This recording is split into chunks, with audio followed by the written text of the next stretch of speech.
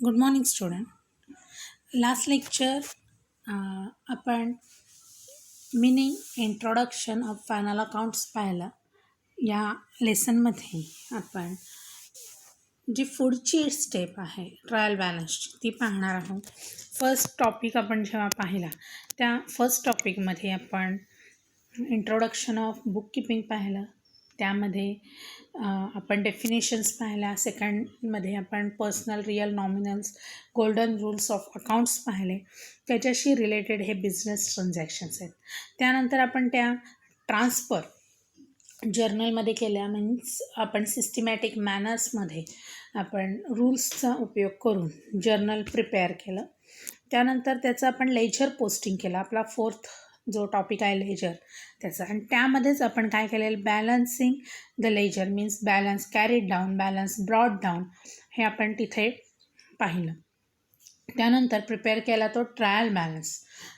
ज्या साईडला आपला ब्रॉड डाऊन बॅलन्स असतो त्या साईडला आपण डेबिट बॅलन्स अथवा क्रेडिट बॅलन्स लिहितो.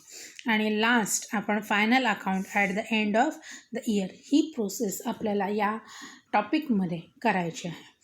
ट्रायल बॅलन्स नंतर आपल्याला 3 स्टेटमेंट्स प्रिपेअर करायचे. First trading account, another is profit and loss account and balance sheet.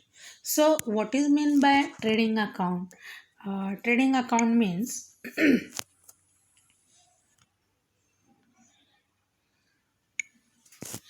trading account is an account which gives the overall preview of all trading activities. Trading activities means like that purchase, like that sales.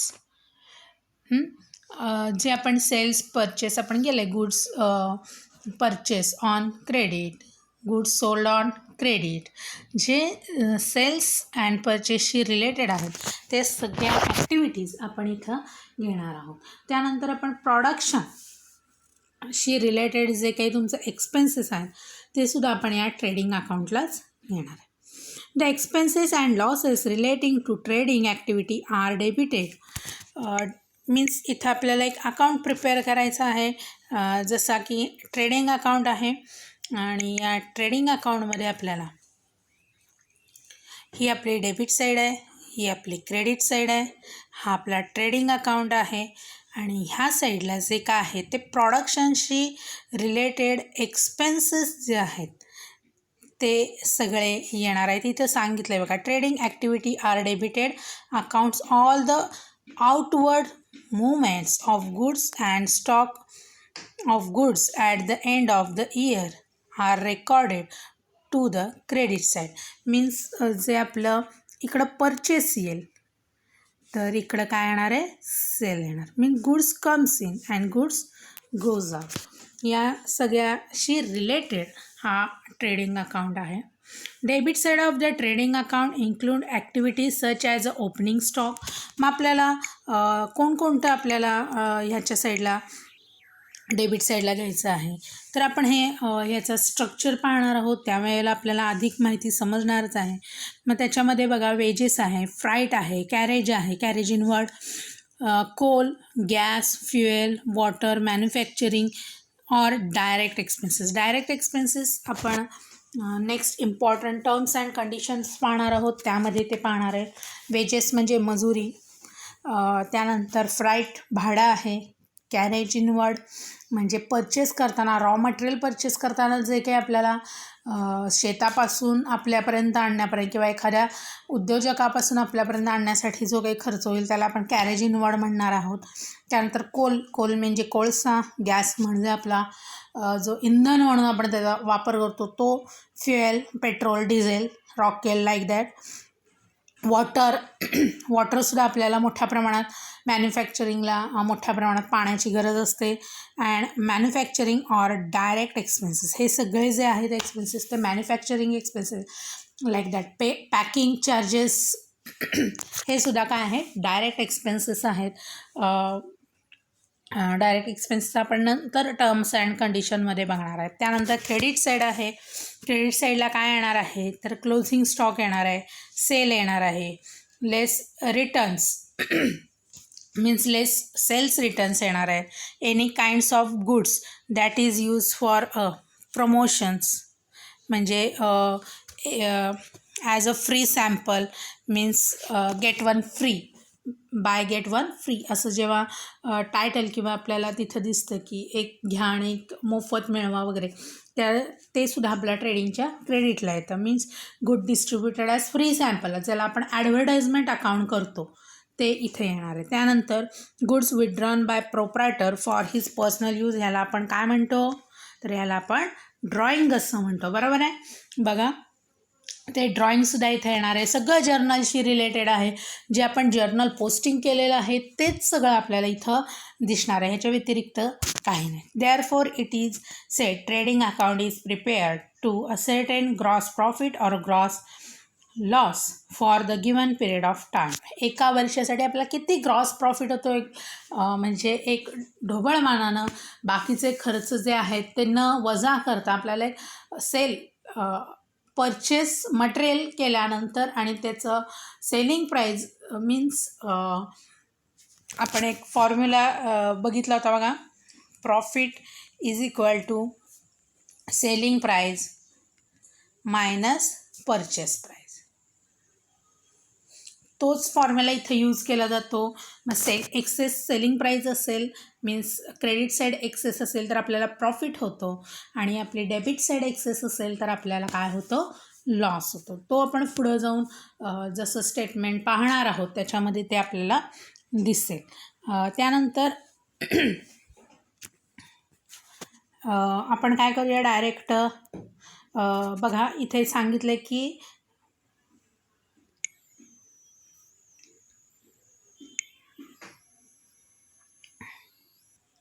Gross loss which transfer, trading account हे वाक्य आपल्यासाठी एक महत्त्वाचं आहे की ट्रेडिंग account is a nominal account. True फॉल्ससाठी तुमच्या फिलिंग द ब्लँक्ससाठी हे वाक्य तुमच्यासाठी फार महत्त्वाचं आहे. परत एकदा मी सांगते, trading account is a nominal account. Nominal account बघा, आपण सेल आणि परचेस आपला कुठं असतो, आपण त्याला nominal means sales our income and purchase our expense. So trading account is a nominal account. Then आपण याच्यानंतर इम्पॉर्टंट टर्म्स आहेत त्या काय आहेत ते बघूया. स्टॉक आपण फर्स्ट माझं लेसन जेव्हा झालं होतं त्यावेळेला मी या सगळ्या एक्सप्लेन केलेल्या होत्या. मी परत आणखीन एक त्याचा जो व्हिडिओ तेव्हा बनवला होता, opening stock means stock, closing stock, stock means, ह्या सगळ्या गोष्टी मी परत एकदा त्याचा व्हिडिओ तुम्हाला पाठवेन. Stock means goods that's are unsold are called sold. म्हणजे जे गुड्स आहेत आपल्याकडं ते आपण अनसोल्ड केलेले आहेत मीन्स आपल्याजवळ जो काही अवेलेबल जे मटेरियल आहे आपल्या शॉपमध्ये कंपनीमध्ये त्याला आपण स्टॉक असं म्हणणार आहे. Stock are two types. There are opening stock and closing stock.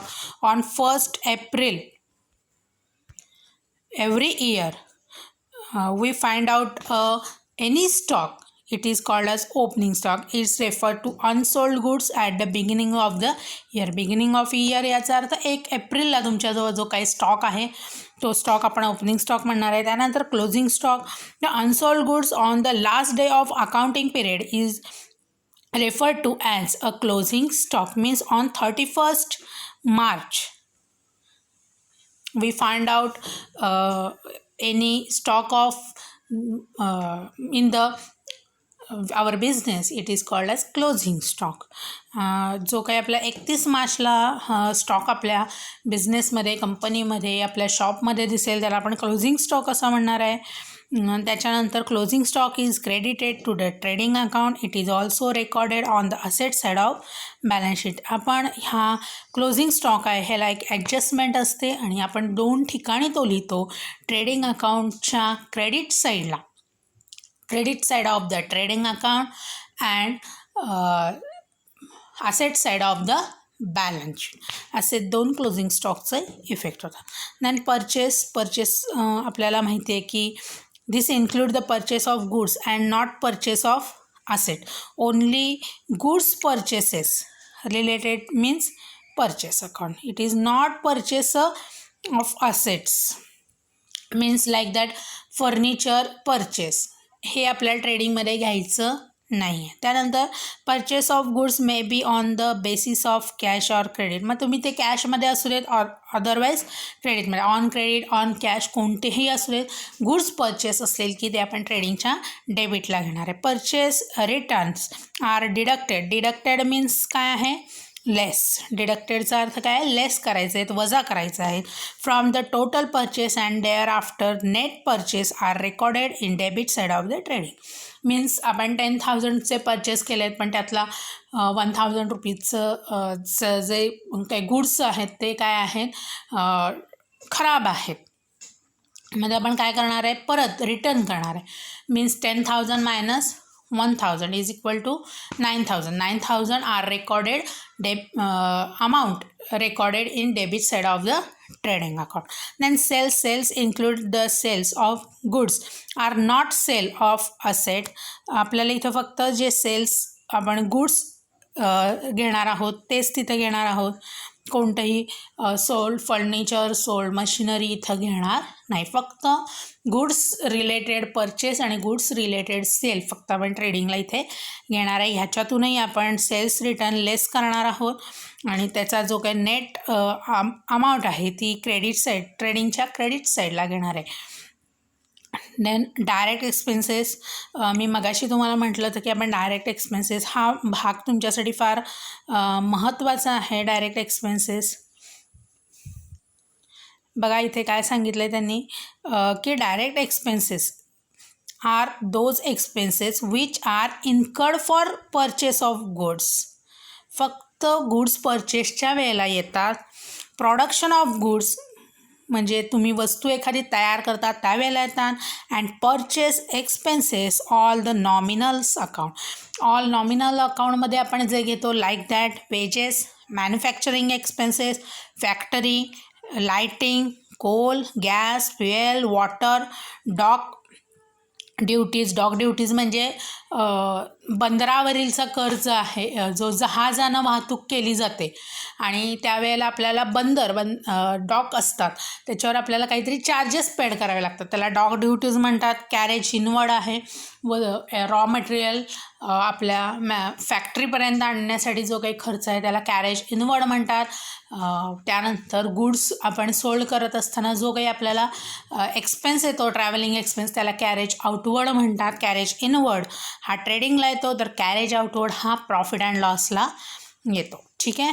तर आपल्याला इथं मगाशी आपण पाहिलं जे आपण लेक्चरमध्ये पाहिलेलं आहे तेच आपल्याला इथं काय करत आहे बघा दिसत आहे की मगाशी मी सांगितलं की दिस इज अ ट्रेडिंग अकाउंट आणि फॉर द इयर एंडेड हा स्पेसिमन आपल्याला दिलेला आहे तो आपल्याला राईट डाऊन पण करायचा आहे.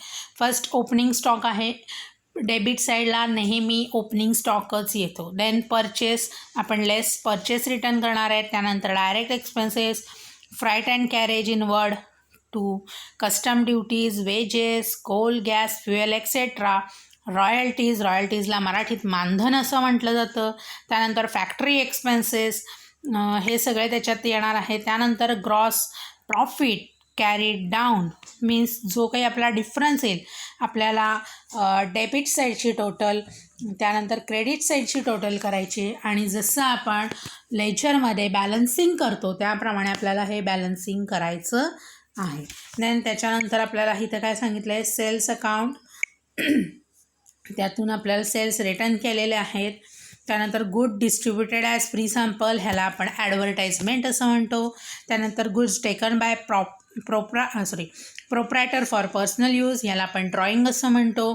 आणि त्यानंतर येतो क्लोजिंग स्टॉक. जे मगाशी आपण सगळं थेरॉटिकल पार्टमध्ये पाहिलं तेच सगळं इथं आपण लिहिणार आहोत. आणि सपोज या साईडला जर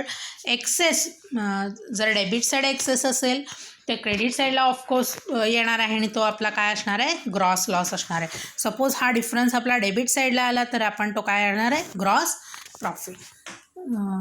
तर आपण ह्याच्यावर एखादं एक्झाम्पल आपण त्याच्यानंतर उद्या पाहूया. ठीक आहे. ओके. Good day.